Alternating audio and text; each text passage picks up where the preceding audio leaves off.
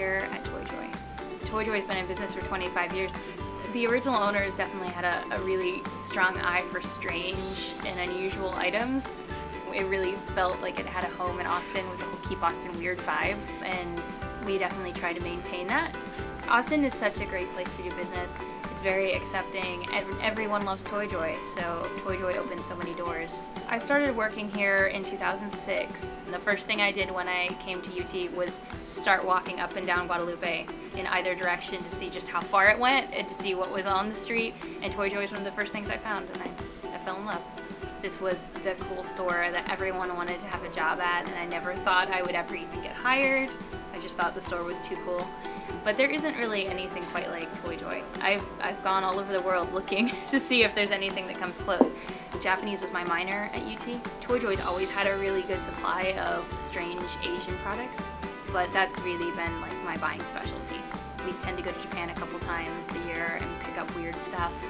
From our Japanese trips, we found little floating rainbow poo. We sell tons and tons of it here. And it actually will squeak too if you squeeze it the right way.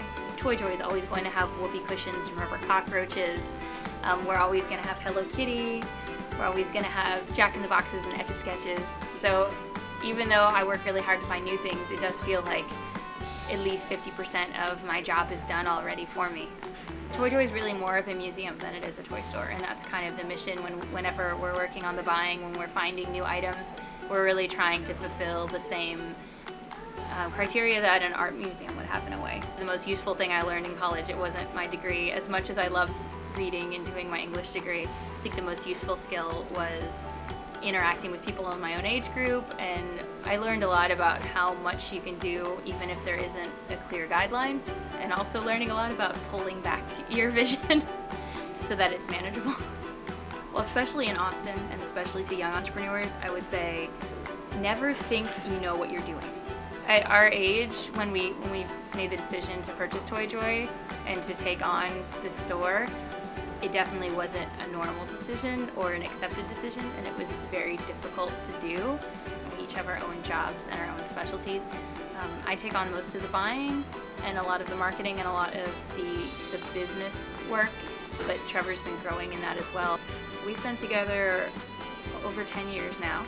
He's such an amazing artist and has grown so much just doing artwork for the store. He's learned so much about design, and it's really nice having such a beautiful visual vision for Toy Joy. The staff was amazing and extremely diverse. Like, they come from all sorts of backgrounds and have all sorts of levels of knowledge. I think the most important thing is they all love working together. They're all really good friends and really tight-knit. They love helping customers find just the right gift for someone, and you can tell that they genuinely enjoy, doing that service and finding the right item for someone. We're constantly looking for ways to spread Toy Joy, but we don't want to deviate from its current mission of keeping Austin weird. To me, an entrepreneur is someone who's combined what they love with what they do. Where their work and their hobbies have become one, and they never really stop working.